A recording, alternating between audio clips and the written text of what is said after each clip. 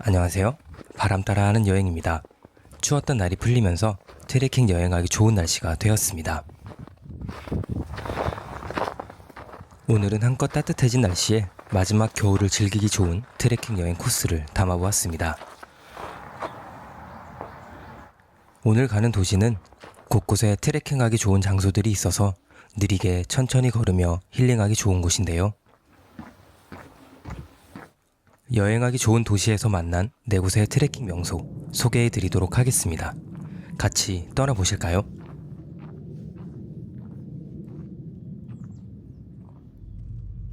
오늘의 첫 번째 목적지는 바로 제천에 위치한 박달재 고개입니다.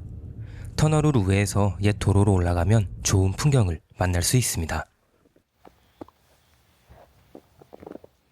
옛 도로를 따라 굽이굽이 올라오면 박달재 휴게소를 만날 수 있습니다. 주차장이 넓어서 편하게 주차하고 쉴 수 있습니다. 주차를 하고 주차장 구석에 있는 작은 오솔길을 따라 걸어오면 박달재에 얽힌 전설이 적혀있는 조각상을 만날 수 있습니다. 사랑의 전설이 담긴 박달재 전설을 읽고 조각상의 뒤편으로 걸어가면 관광 안내소와 작은 카페를 만날 수 있습니다. 관광 안내소와 카페 앞으로도 많은 조각상들을 볼 수 있습니다. 본격적인 트레킹 목적지에 가기에 앞서 쉬었다 가기 좋습니다.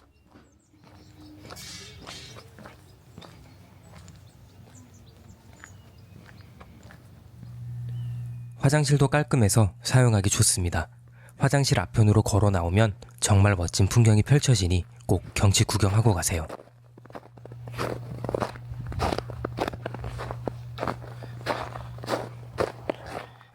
눈이 소복히 덮인 실랑산과 오청산의 멋진 풍경을 볼 수 있습니다. 영상보다 눈으로 보는 게 훨씬 예쁘니 꼭 둘러보시길 추천드립니다. 경치 구경을 마치고 간단한 간식을 먹으러 출발해 보도록 하겠습니다.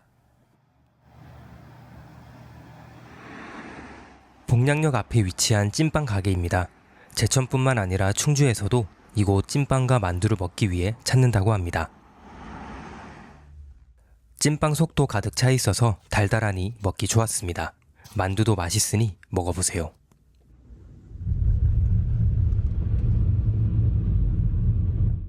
다시 차를 달려 오늘의 세 번째 목적지인 배론성지에 도착을 하였습니다. 좋은 풍경으로 트레킹하기도 좋고 역사를 공부하기에도 좋습니다.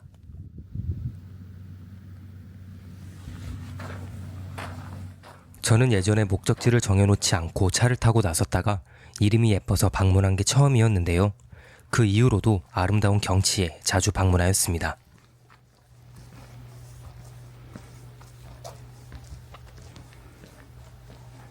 배론성지는 매일 오전 11시에 미사를 진행합니다. 미사를 드릴 분들은 요일에 따라 미사를 진행하는 성당이 다르니 확인 후 미사를 드리시면 되겠습니다.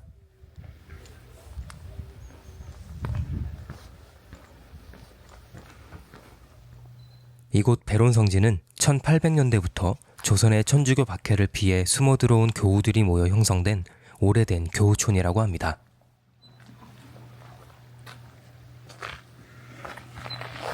이곳 마을의 계곡이 배의 밑창을 닮았다 하여 배론이라 이름을 붙였습니다. 또한 제천 10경 중 하나로서 좋은 경치를 보며 트레킹을 즐길 수 있습니다.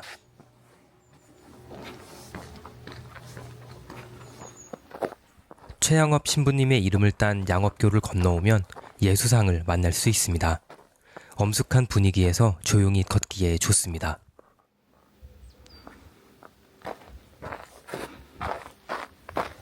예수 조각상 오른편으로 길을 따라오면 황사형 관이 있습니다.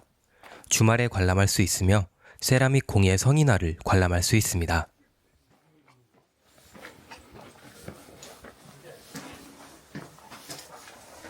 저는 평일에 방문하여 아쉽게도 황사형관 내부의 모습은 볼 수 없었습니다. 황사형관의 오른편과 뒤편으로도 중요한 장소들이 있는데요. 황사형관의 오른편으로 신학교가 있습니다. 가톨릭교의 전신이 되는 곳으로서 프랑스인 선교사에 의해 설립되었습니다.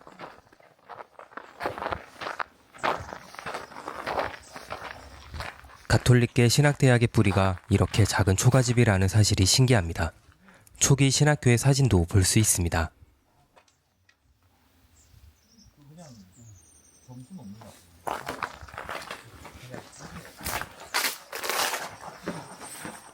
신학교 뒤편으로 황사형 토굴이 있습니다.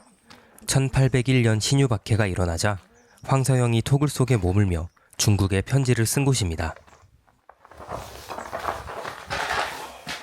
이 편지의 내용이 외국의 군대를 이용해 정부를 뒤집자는 내용이어서 편지가 검문으로 발각되자 거열형을 당해 죽었습니다.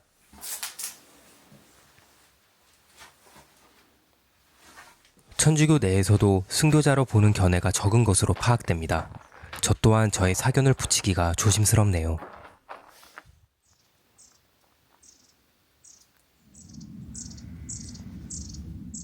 황사형 토굴의 구경을 마치고 십자가 길을 따라 걸어보겠습니다. 최양업 신부의 묘지와 성직자 묘지를 거쳐 다시 내려오는 코스입니다.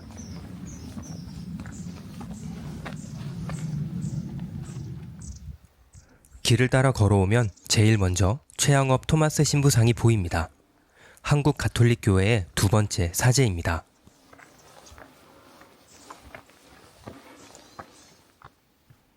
최양업 신부님은 생전에 한 해 동안 약 7,000리를 걷는 순교 생활을 11년이나 계속하였고 결국 과로로 문경에서 사망하였습니다.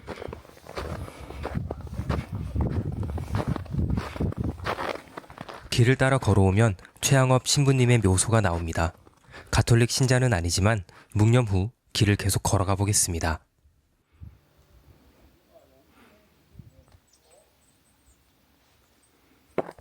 제천에는 제가 방문하기 3일 전에 눈이 내렸다고 하더라고요. 그래서인지 눈 밟는 소리를 들으며 걸을 수 있었습니다.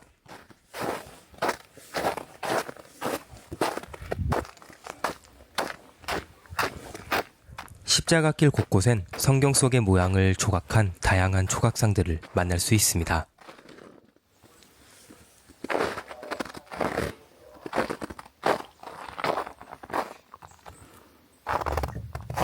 짧은 철제 다리를 건너면 성직자 묘지를 만날 수 있습니다. 원주 교구 초대 교구장님과 사제님들이 계시는 곳이라고 합니다.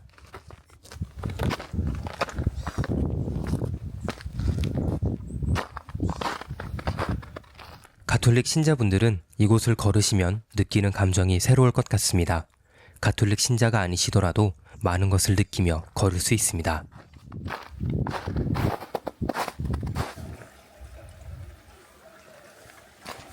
십자가 길을 걷고 내려와서 조각공원으로 향해 보겠습니다.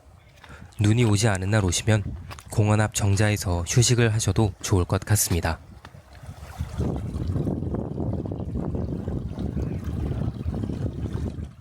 눈이 내려 계곡에 덮인 하얀 눈의 풍경도 꼭 보시길 추천드립니다. 하얀 풍경과 물소리의 조화가 마음을 자연스레 힐링해줍니다. 이곳은 최양업 토마스 신부 조각공원입니다. 멀리서 보면 그림이 그려져 있는 것처럼 보이지만 다 유골함입니다. 이곳을 둘러보며 삶과 죽음에 대해 오랜 시간 고민도 하고 생각도 하게 되었습니다.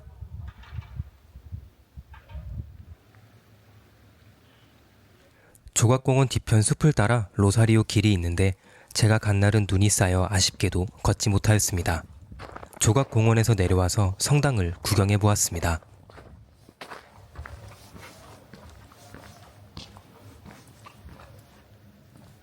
대성당 입구에 문이 열려 있어서 안으로 들어가 보았습니다. 미사가 있을 때 오셔서 미사를 드리면 좋을 듯 합니다.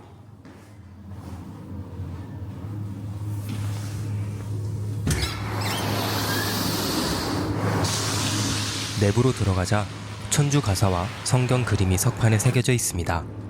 안쪽 문을 통해서 대성당으로 들어갈 수 있습니다. 제가 방문한 날은 아쉽게도 다른 단체에서 방문을 진행하고 있어서 대성당 내부의 모습은 카메라에 담지 못하였습니다.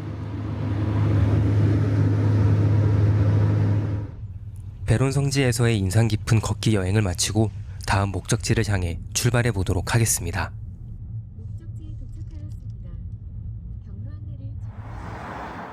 오늘의 네 번째 목적지인 탁사정 휴게소에 도착을 했습니다. 이곳에 차를 세우고 탁사정을 향해 걸어가 보도록 하겠습니다. 이곳 탁사정은 베론 성지에서 차로 약 5분 거리에 있어 가까우며 제천 10경 중 9경으로서 좋은 경치를 선사합니다.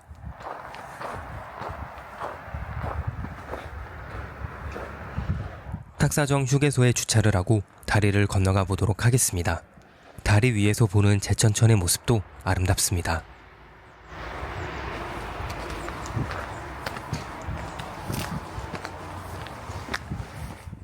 다리를 건너면 탁사정으로 가는 길 표지판이 있습니다. 민가를 지나쳐서 탁사정으로 향해 보겠습니다.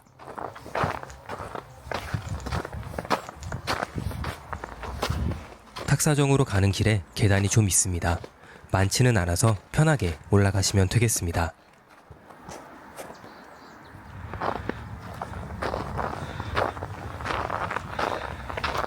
계단을 따라 걸어 올라오면 정자를 만날 수 있습니다. 탁사정이 정자 이름이 아니라 정자 주위의 절경을 말하는 것이라고 합니다.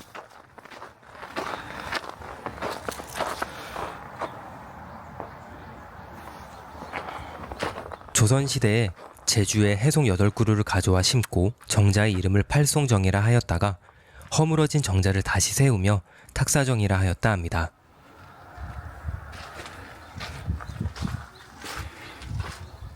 탁사정 정자 앞에서 바라보는 제천천과 산세의 모습이 정말 기가 막힙니다. 꼭 와서 보시길 추천드립니다. 제천 10경 중 9경 탁사정에서의 경치 구경을 마치고 다음 목적지를 향해 떠나보도록 하겠습니다.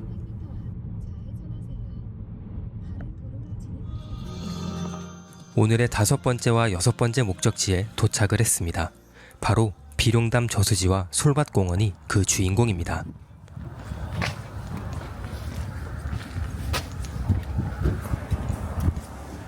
의림지에서 비룡담 저수지를 거치는 총 11km의 둘레길이 2018년에 조성을 시작한 지 6년 만인 2023년에 완성되었습니다.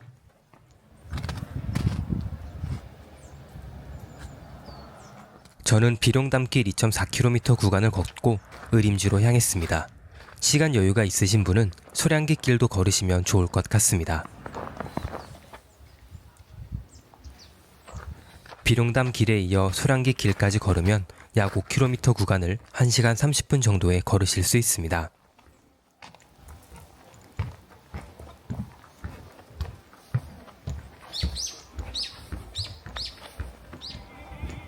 주차장에 차를 세우고 데크길을 걸어 올라오면 눈 덮인 비룡담 저수지를 맞이할 수 있습니다.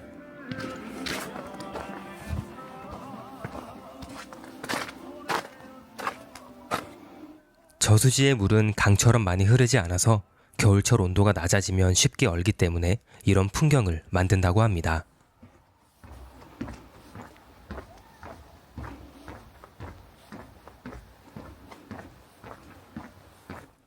안내 표지판을 따라 조망쉼터 방향으로 한 바퀴를 돌아보겠습니다. 비룡담 저수지는 젊은 친구들이 SNS에 올릴 사진을 찍으러 많이 찾는 곳이기도 합니다. 바로 성 구조물과 함께 사진을 찍으러 오기 때문인데요. 밤이 되면 조명으로 더욱 멋진 저수지의 모습을 볼 수 있습니다.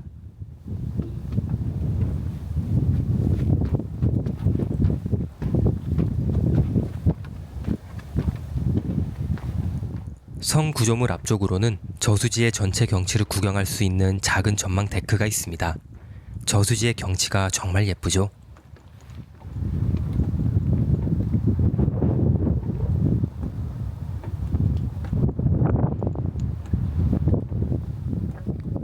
(2.4km의) 저수지를 한 바퀴 돌아 반대편으로 왔습니다. 평지로 이루어져 있어서 한 바퀴를 도는데 40분이면 될 듯합니다.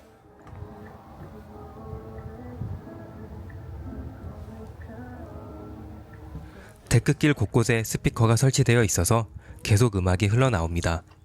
자연의 소리에 조금 더 집중하고 싶은 저에겐 조금 아쉬움이 남습니다.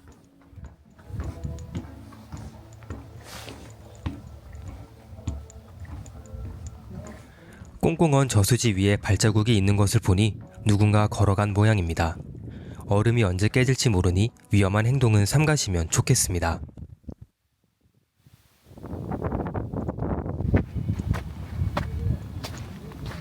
한 바퀴를 돌아 나오면 화장실과 작은 주차장이 있습니다. 저수지 및 주차장에 자리가 없으면 위에 주차하셔도 좋겠습니다.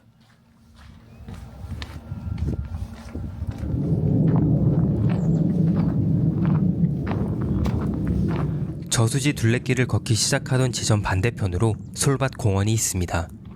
이리저리 휘며 자란 소나무들의 독특한 아름다움이 빼어난 공원입니다.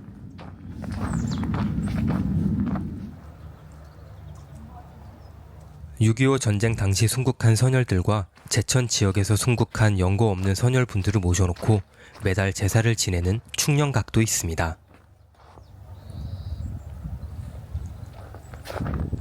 매월 1일과 6월 6일 오전 10시에 제사를 지낸다고 하니 관심 있으신 분들은 시간 맞춰서 오시면 될 것 같습니다.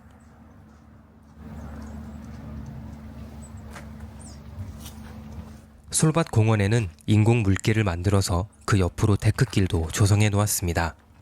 물소리와 새소리를 들으며 힐링하기 좋은 코스입니다.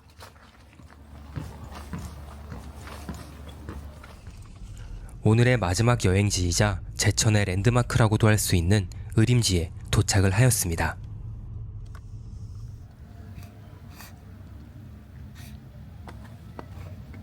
제천의 관광 명소답게 주차장도 넓게 있으며 이곳 외에도 두 곳의 주차장을 더 찾을 수 있습니다. 오늘 방문한 곳들의 주차장은 모두 무료이기에 차를 타고 여행하기에 부담이 없습니다.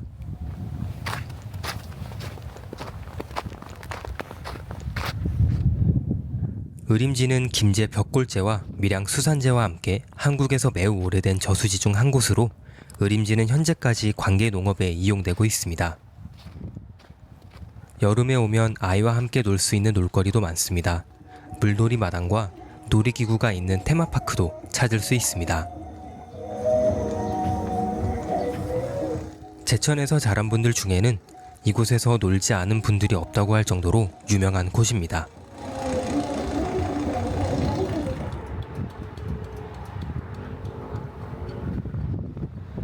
이제 본격적으로 의림지를 한 바퀴 돌아보겠습니다. 의림지 둘레길은 약 2km 정도로 천천히 걸으면 약 30분이면 걸을 수 있습니다.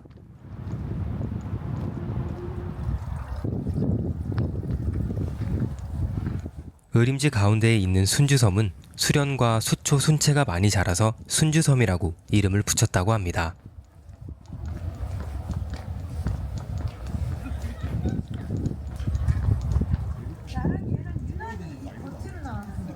순주섬은 1년에 한 번 의림지 얼음축제를 할 때에만 유일하게 들어가 볼 수 있다고 합니다. 의림지 물오리들은 매일같이 들어간다고 합니다.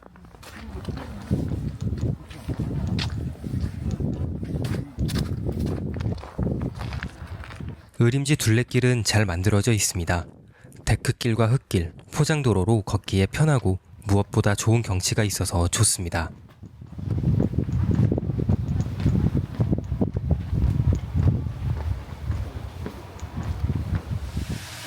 용추폭포 유리 전망대가 있습니다. 용추폭포만 보려고 제천에 오시는 분이 있을 정도로 용추폭포도 아름다운 비경을 선사합니다.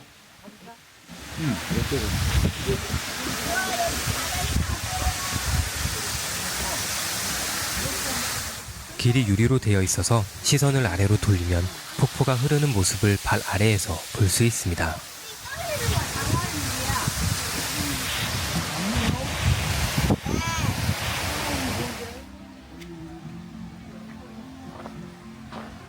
용추폭포 옆에는 후성각터가 있습니다. 이곳에서 보는 용추폭포의 모습도 절경이니 꼭 보시는 것을 추천드립니다.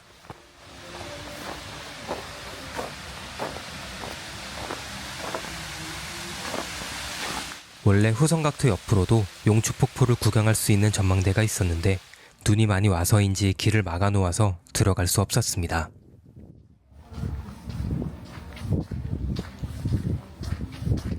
길 옆으로 곱게 자란 소나무의 모습과 좌측으로 자리 잡은 눈 덮인 의림지의 모습을 보며 힐링하며 천천히 걸어봅니다.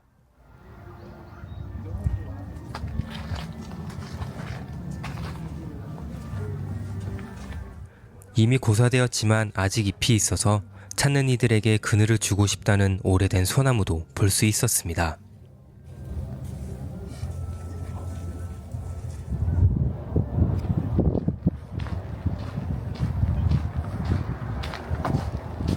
의림지 둘레길 중 경치를 구경하기 좋은 곳에 이름 없는 정자가 있습니다. 이곳에 올라 의림지 경치를 보여드리겠습니다.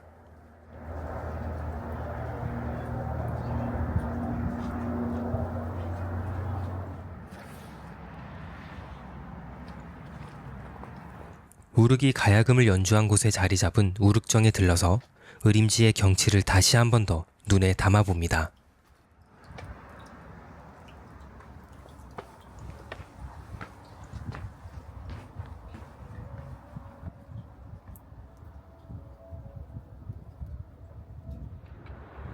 우륵정에서의 의림지 구경을 마치고 오늘의 제천 여행을 마무리해보려 합니다.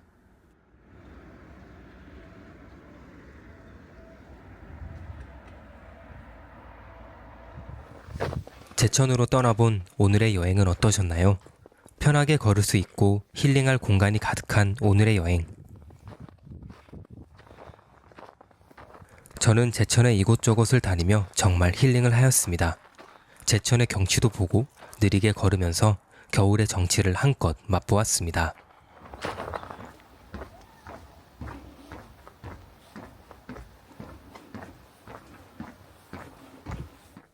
여러분도 제천에 방문하셔서 마지막 겨울의 정취를 느끼면서 힐링하시는 걸 추천드립니다.